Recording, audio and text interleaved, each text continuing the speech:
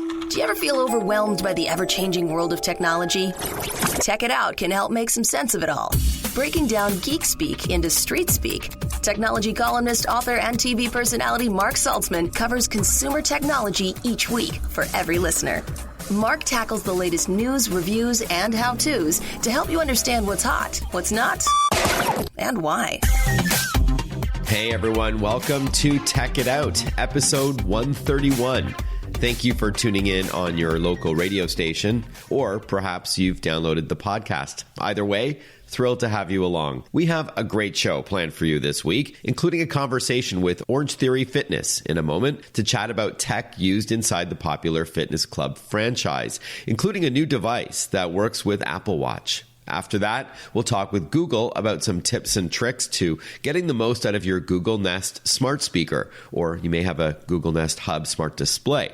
No doubt you'll learn something new there. And we're going to also talk with Bellhops this hour. Bellhops is considered the Uber for moving companies. We're going to learn how it all works. All of this and more coming up on this week's Tech It Out, powered by Asus. All right, let's kick things off. It wasn't too long ago, exercising and technology sounded like mutually exclusive pastimes. And then we started to buy things like Fitbits and Apple Watches to give you more info on your workouts and to help motivate you as well. And now major fitness chains like Orangetheory Fitness are leveraging technology in a big way, including support for Apple Watch, as you'll soon hear, as we have Kevin Keith on the line. He's the Chief Brand Officer at Orangetheory Fitness. Welcome to the show, Kevin. Thanks, Mark. Appreciate it. Thanks for having me on. Now, before we talk a little tech, tell us a bit about Orangetheory Fitness and how it may be different than other fitness clubs or gyms out there. Sure. Yeah. Orangetheory is not your cookie cutter gym or one size fits all workout program.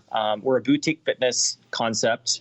We make it simple to get more life from your workout using our unique trifecta, what we call science, coaching, and technology, to give people more energy, more drive, and more health for almost 1 million members around the world. So in short, Orangetheory is all about getting people results, and it's very much focused on the science and the technology to help you get there. Mm-hmm. Okay, got it. So it really is this cross-section of fitness and technology, even though I was saying in the introduction that it wasn't that long ago that exercising and technology didn't really seem like they mix. So you are leveraging tech in order to help improve your members be their best. That's right, Mark. And kind of counterintuitively, we're using technology quite differently in the way a lot of other concepts are using them. For example, a lot of digital fitness you're hearing about today really is about doing it independently and on your own, whereas we're trying to do both, starting with our studios and connecting our members to their workout experience so it's personalized, but also connecting them with other members. So they're understanding and getting encouraged and motivated, and they're not just doing it in isolation. We're trying to bring community back to fitness. Yeah, because I think one of the discouraging things about many other fitness clubs is that you're by yourself, you're left to your own devices, and it may not be as motivating as being in a group environment. That can really help achieve your success. Exactly. Yeah, and Mark, and that's what I was saying. We focusing on the science. We've looked at a lot of the science behind this for years, and there's a ton of evidence that shows and proves that working out together helps people stick to their program more consistently. It gets them better results. It overall makes them enlist them to want to keep doing it. Got it. All right. So we've covered why tech is important. It can help you get more information on your workouts. It can help increase that community aspect, and it can motivate you in a few different ways. So let's talk about this upcoming Apple Watch integration, which I think is pretty exciting. And just full transparency, I wrote the book, Apple Watch for Dummies. I know, shameless plug there. But I really do think wearable tech like smartwatches can offer many fitness benefits. Talk to us about it, please. Yeah, we're always listening and looking for ways to enhance and simplify the member experience so they can get more out of the workout. And, our focus is always on how we can impact results. So we did a lot, we're constantly doing research. We found out that 43% of our members wear their Apple Watch in our classes. And Mark, I travel all around the world and work out in our studios, and I've been seeing this. I've been a member for 6 years on now. And I've seen this, and I've just seen it, just the adoption of Apple Watch just explode. So with the member in mind, we decided to team up with Apple and create the OTB link, which allows our members to connect their Apple Watches to the Orangetheory Fitness in-studio heart rate monitoring system. So it's a real big win for our members. They love Apple Watch and they love the features and functionality that provides to them. We're just offering them, options to use it in our studios and complete a seamless experience. All right. So it's called OTBeat, OTBEAT Link. That's right. And this is a separate piece of hardware from the Apple Watch itself, correct? That is correct. So the OTBeat Link, it literally attaches to the Apple Watch, serving as a connection between the Apple Watch and the Orangetheory in-studio heart rate monitoring system. So now that it enables the members to be able to view their metrics in real time in class, so they can just glance at their watch, or they can look at the performance screen, and they can also see their Orangetheory Fitness workout afterward in the activity app with Apple, and the Orangetheory Fitness workouts will also feed into the Orangetheory app. So it really seamlessly integrates all this insight and information, in a way that's really easy and intuitive for the member. Okay, and is this something that you can't do with an app? So I get this. I understand what it does. Like, is there a reason why you can't have your members download an app that connects to your system? No. So it's basically, if you look at all of our 1,300 studios, they're all fitted with our proprietary heart rate monitoring system, which utilizes ANT technology. So I don't want to get into the nitty gritty there, but Apple uses Bluetooth. So what this does, the link actually translates all that data so it can actually go right into the watch. So it's a way to really elegantly simplify the two different technologies in a way that to the member, it bridges that connection in our studios. Okay, got it. And does it add any more bulk to the wristwatch, or is it pretty small? Because since this is radio, what does the OTB Link look like? Yeah, it's very small. So, I know we're just audio here, but if you can imagine, just slip it onto the Apple Watch band, and it's very elegantly designed. You don't even feel it when you put it onto the watch band. And it's about the size of, a very small Band-Aid, be a minor cut. So literally in terms of the width, it's very small, and it just slips right on there. And then when you take it off, you can put it into a charging case that looks similar to what the Apple AirPods look like to recharge it. So when you're on the go, it's easy to recharge and to make sure you don't lose it. And just to be clear, Kevin, this only works with Apple Watch, not like a Samsung smartwatch or a Fitbit Versa smartwatch or anything like that. That's right. Okay. So do the members have to purchase this OTB Link, or do they rent it? Do they get it for free? I know it's not available just yet, if I'm not mistaken. So what's the plan there? Yeah, so right now our first two studios to roll it out are in New York City. It's our Soho location and Astor Place. And you might be aware we announced that in December. And throughout the spring, we'll be rolling out to other studios across the world. But what the member will do is they'll sign up for the Premier Plus membership. It's a new membership type that we've created that includes the Apple Watch, the OTB Link for Apple Watch. And it also comes with some additional benefits to the member to enhance the member experience. But they will have to purchase that through the Premier Plus membership. Okay. After that period, so after the spring and later this year, if you have an Apple Watch already, you just want to simply buy the OTB Link, that option will be made available to you as well, just to purchase the standalone link. Okay, so you wouldn't need a watch in that case? No, if you already have a watch, you can just simply buy an OTB Link. Yep. But for now, what we're doing is we're offering a program that is bundled with the Premier Plus membership. So you get the enhanced membership package, which gives you unlimited access to our studios and all sorts of benefits, and also gives you the link is included into the price. So, and also we offer the Apple Watch for purchase as well, of course. We're chatting with Kevin Keith, Chief Brand Officer at Orangetheory Fitness. You're based in Florida, correct? Is it Boca Raton? That's correct. We're based in Boca Raton, Florida, our world headquarters. We started in 2010 in Fort Lauderdale, and due to our rapid growth, we moved up to Boca a few years ago and have our global headquarters here. We're chatting about the OTB Link, which works with Apple Watch to increase personalization, motivation, and encouragement for Orangetheory Fitness members. What, though, happens if you're not that tech savvy? I mean, I guess the assumption, Kevin, is that if you're savvy enough to have an Apple Watch, which you really don't need to be that savvy to use, then you should be able to use this new accessory. Absolutely. It's incredibly simple. And, what we love about Apple, in terms of shared values, and Orangetheory prides itself on making it easy to come into our studios to work out and to follow the program. We joke internally about being the Apple of fitness, keeping it simple. Well, of course, Apple being Apple and creating that moniker, the Apple Watch is intuitively simple. And I think with each series, each generation, they keep releasing and upgrades to the software. It gets ever more intuitive for the owner of the Apple Watch. So to add the OTB Link, it's simply just pop it on, turn it on, and go. It's really, really simple. Okay. And again, you did specify that this was a an Apple exclusive partnership. But is there any thought going forward that you could open it up? Like, of course, Apple Watch has the lion's share of market share. Sure. But could you open it up to the Fitbits and the Samsungs and other devices in the future? Right now, our focus is on supporting the need, which is Apple Watch. And that's what our members have, resolutely told us. So, Sure. But we will always keep our eyes and ears out for what the members are asking for. But at the moment, their focus is on Apple Watch, and our focus has been really intent on really leveraging Apple technology to enhance the member experience and exceed their expectations. All right. So with that in mind, is there a website where we can learn more about the OTB link and your work with Apple? And when will it roll out nationally? Sure. Just go to orangetheoryfitness.com. Or if you're in Canada, orangetheoryfitness.ca, and you'll find out more information about it. There's a ton of articles that are out there right now circulating. We have a lot of that content and information on our website. It's rolling out in the spring of 2020.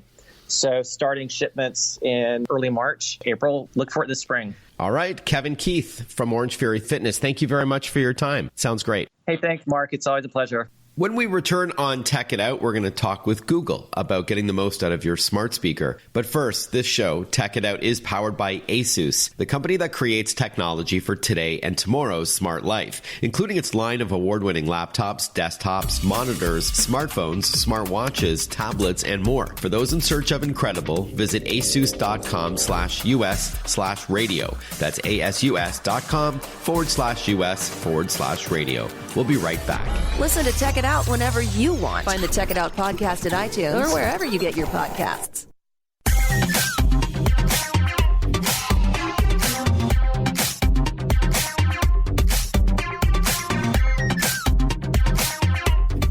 Welcome back to Tech It Out. By now, you're well aware of smart speakers, those super popular devices for your home that don't break the bank, and they let you ask questions or give a command with your voice, and then you, in return, hear a human-like reply. But there's probably a lot you didn't know was possible with this trendy tech, especially when it comes to Google Nest smart speakers and smart displays as well. Joining us on the line to chat is Google spokesperson Christina Peck. Welcome to the show, Christina. Thanks for your time. Thanks so much for having me. So why don't we just jump right in? What makes a Google Nest speaker an ideal device for any home? I know they used to be called Google Home. I think it's being rebranded now as Google Nest, as the family. So why one of these smart speakers? Absolutely. So you are correct in that Google Home now is Google Nest, and it's all kind of a connected home experience, as we like to talk about. And what we're really focused on is building an even more helpful Google for everyone. And this comes through in our Google products, and we're able to help in big and small moments in your house. So with our Nest devices, from a speaker perspective, this includes our Nest Mini, our Nest Hub, our Nest Hub Max. They really deliver hands-free help in every room, and they're powered by our Google Assistant. So we know your day doesn't stop when you get home, and whether you have a connected home or maybe it's your first Nest device, our devices are really an extra set of hands when you probably need it the most. And I love that the barrier of entry is so low. Not only do you not need to be tech savvy to use these things, because after all, what's more natural than your voice?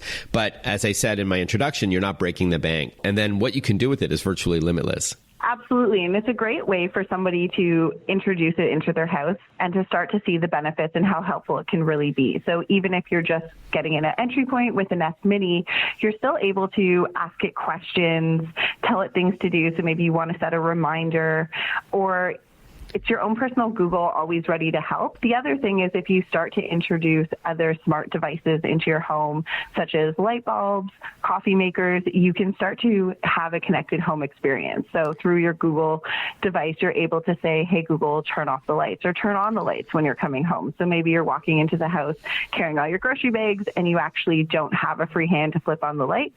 It's really simple to do through voice activation. Okay, so you can control your compatible smart home devices like a smart thermostat or smart lights or what have you. You can ask a question, like kids doing homework can ask the Google Assistant a question hands-free and get an answer, whether it's a math question or a history or geography question. And then you can do things like set alarms, like timers for your oven, or you can do things like ask for your favorite song or playlist. So it's a very versatile device. I think a lot of our listeners know about that sort of core hardware or basic functionality. So music is a huge part of the experience, I'd argue, at least in our home. All 5 of us have, subscriptions to music services, and we use our smart speakers because I love that you can just use your voice to play literally tens of millions of tracks.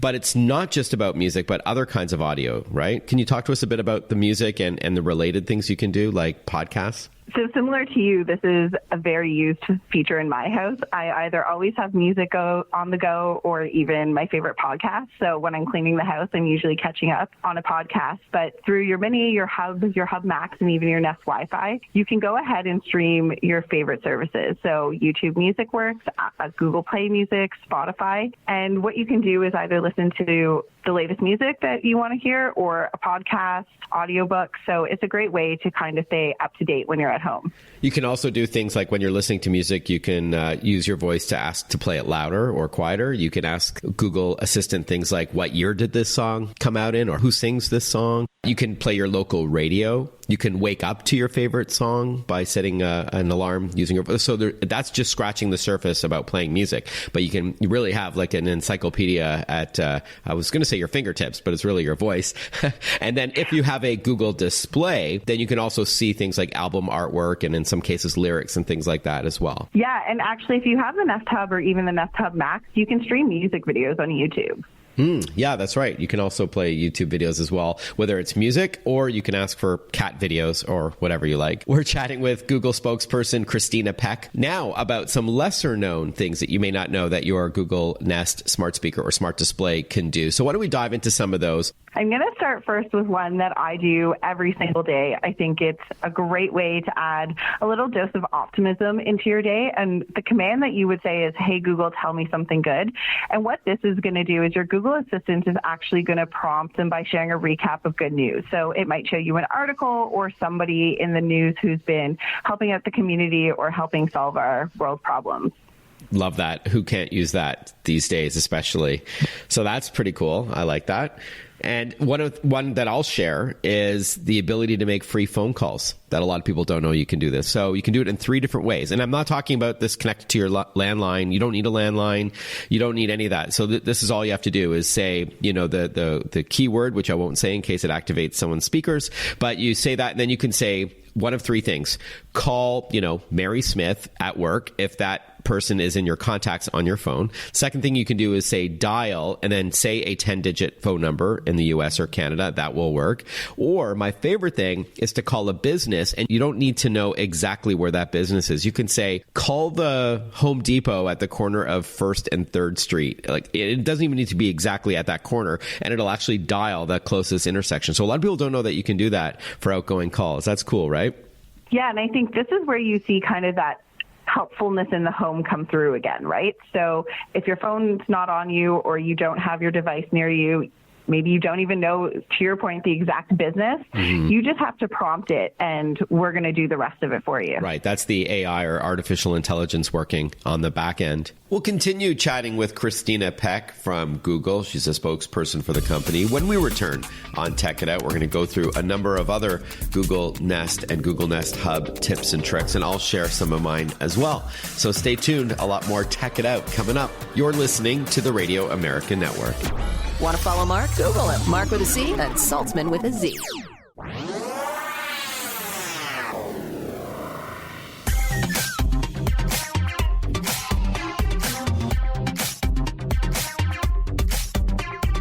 Breaking down geek speak into street speak. This is Tech It Out. Tech It Out with technology columnist, author, and TV personality Mark Saltzman.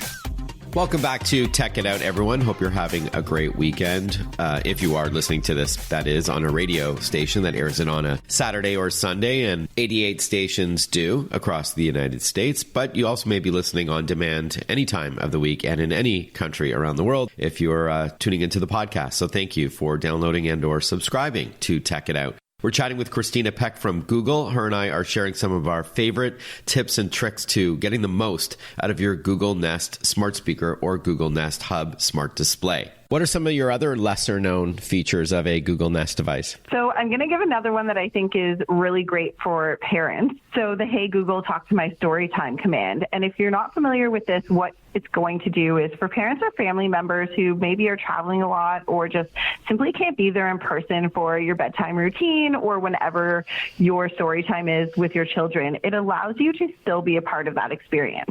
So you're going to simply pre-record your favorite stories, and then your loved ones will be able to play it back at home. So if you have grandparents that don't live, in the same city or you don't see as often, but this is something that your children look forward to, or you happen to be traveling for work, by just saying, hey, Google, talk to my story time, your child's able to hear back your recorded story.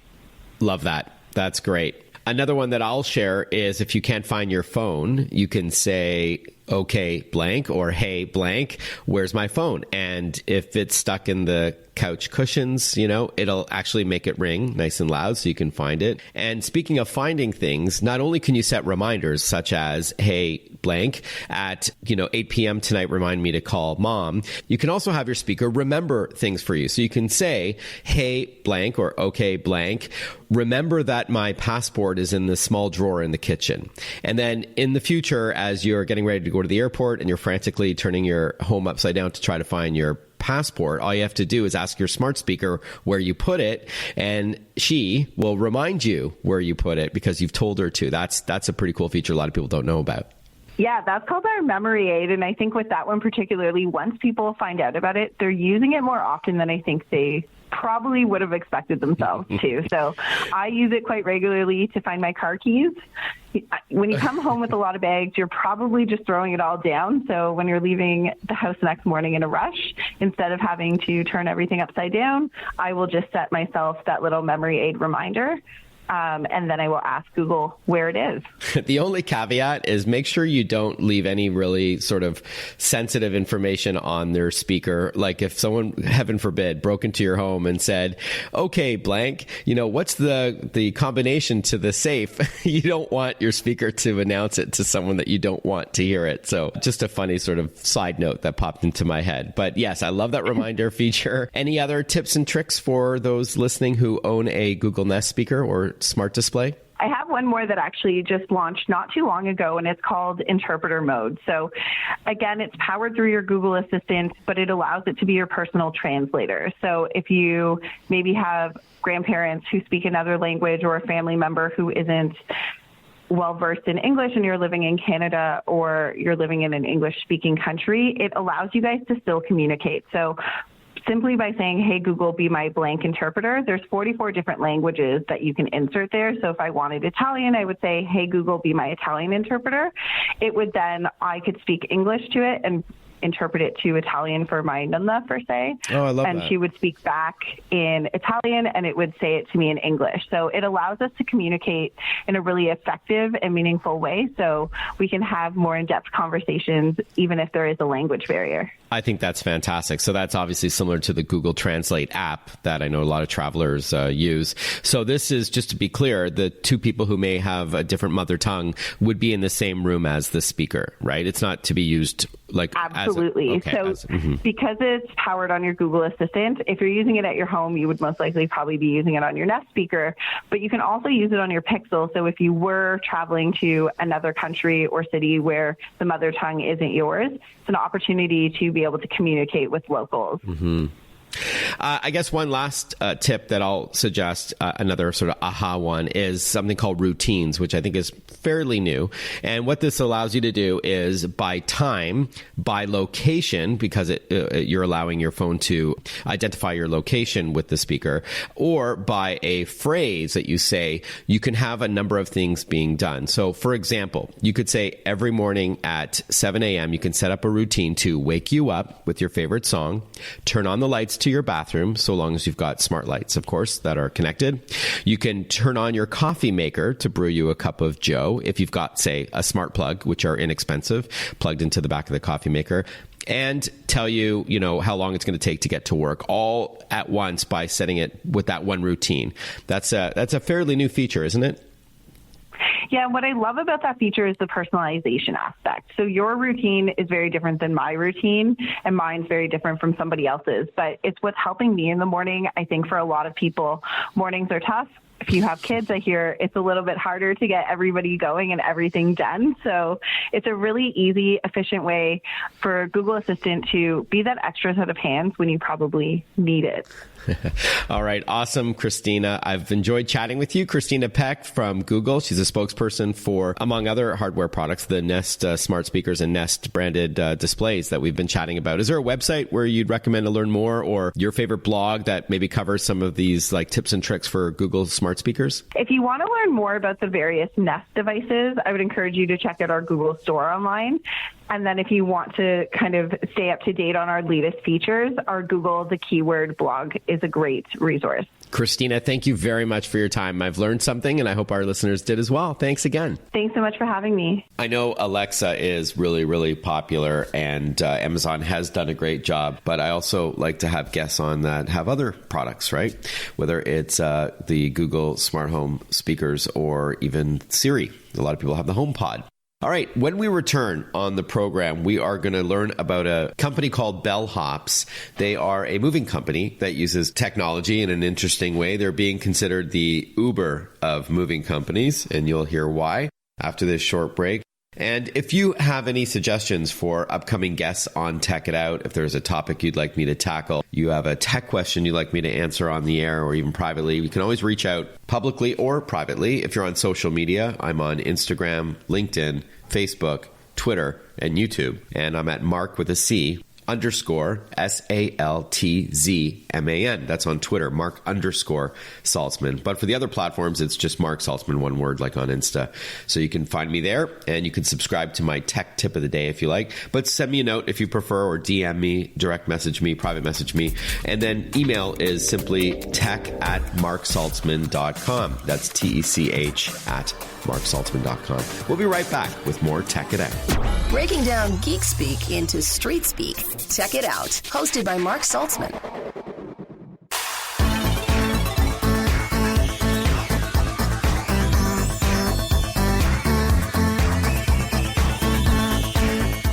Welcome back to Tech It Out, which is powered by ASUS, the title sponsor on this program, creating technology for today and tomorrow's smart life. Simply visit asus.com/US/radio for info on all their awesome products. That's ASUS.com/US/radio. It's being dubbed the Uber for moving companies. Bellhops is America's fastest growing moving company, perhaps because, in part, they're shaking up this space with a tech-based platform. Joining us on the line to tell us all about it is Kyle Miller. He's the Director of Communications at Bellhops. Welcome to the show, Kyle. Thanks, Mark. I appreciate you having us on here. We might be the only moving service that can actually come onto a tech-oriented show and actually talk about technology.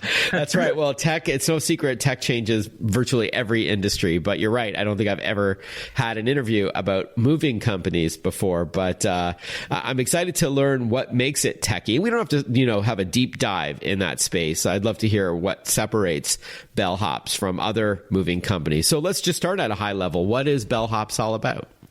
Yeah. So if you go to our website, you'll see right away that we are an on-demand moving service, but if you kind of like take a look under the hood and do a little more research, you'll start to realize that at our core, we're a tech company.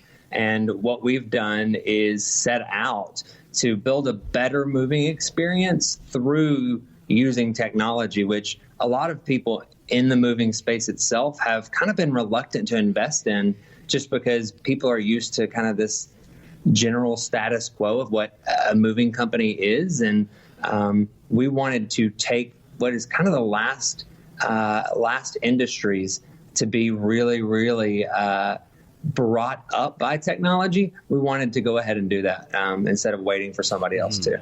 So I guess that begs the question, what was wrong with moving companies prior to a company like Bellhops?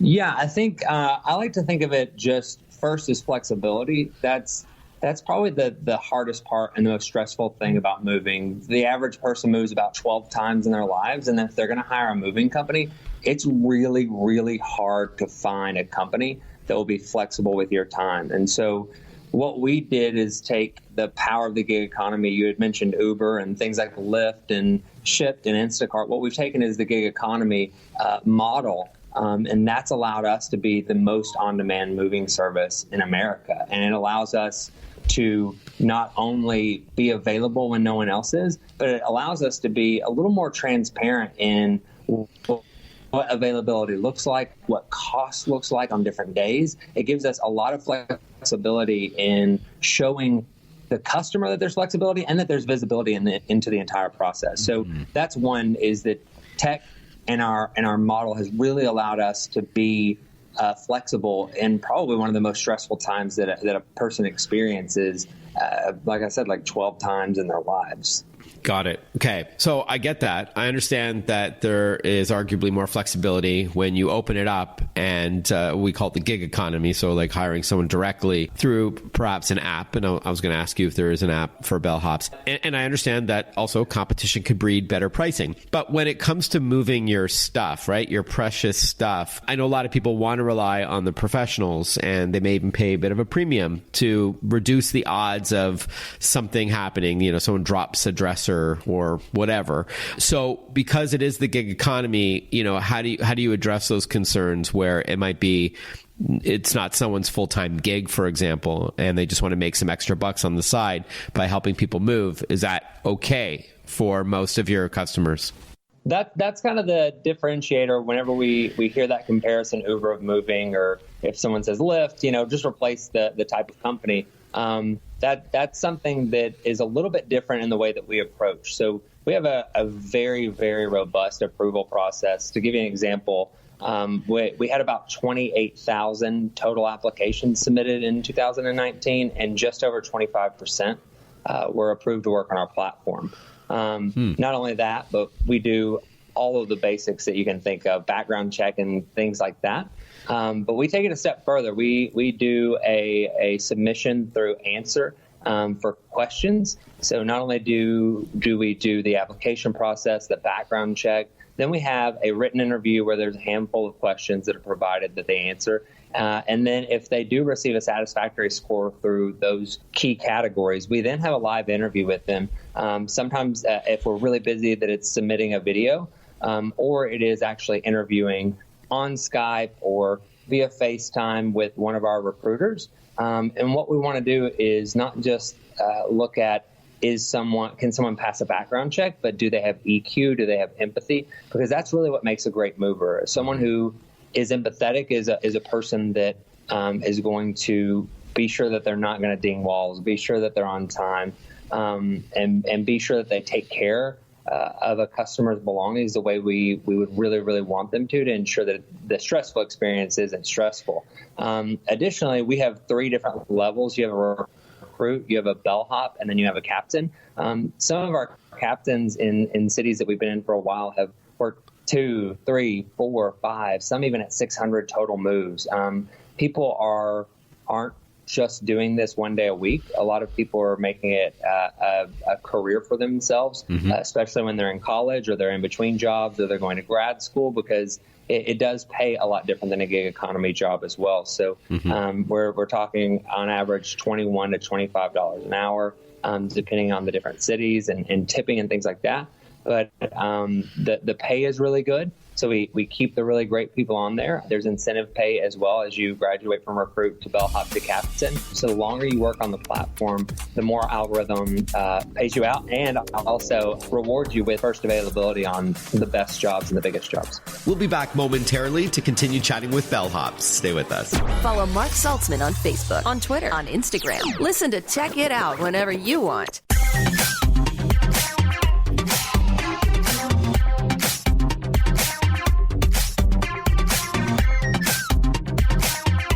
We're chatting with Kyle Miller, Director of Communications of a company called Bellhops, billed as the Uber for moving companies. When you book it, you can get an estimate based on how big your house is, if you want them to help pack it up, or do you have to do all the packing yourself? How do you get that quote? Yeah, so that's a good question. We get asked a lot about a consumer app, and so we are currently building a consumer-facing app. Our services have widened, and labor services, moving services, we move nationwide. We can move from Seattle to Miami. We have packing services, and those services are actually expanding a lot in 2020.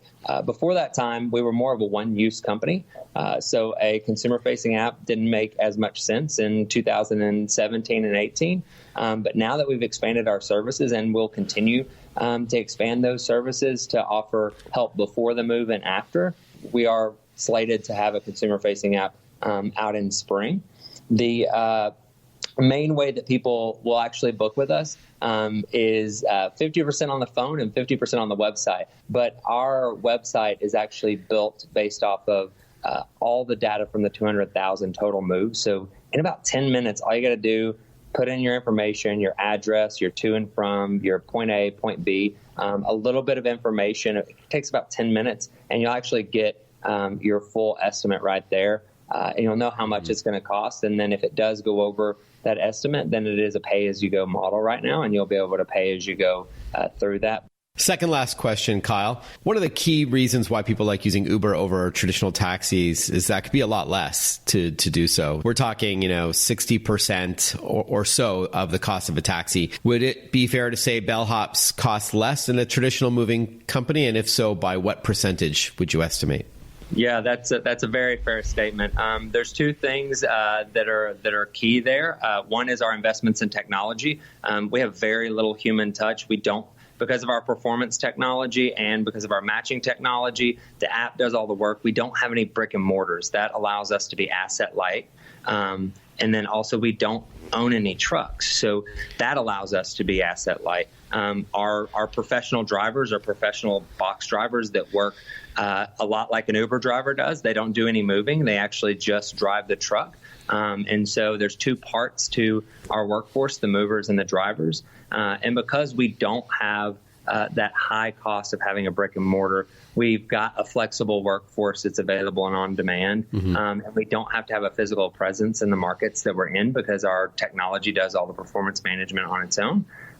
We're able to save about 20 to 30% below what most movers are able to do. And when it gets into long distance, that gets even better because most of the time you're paying for the driver, the truck, and the move team to go from point A to point B because it's a franchise model. With us, what we're doing is Team A, let's say in Chattanooga, is going to load up your stuff. They're going to stay there. The truck drives alone and goes to the next location, let's say Atlanta, Georgia.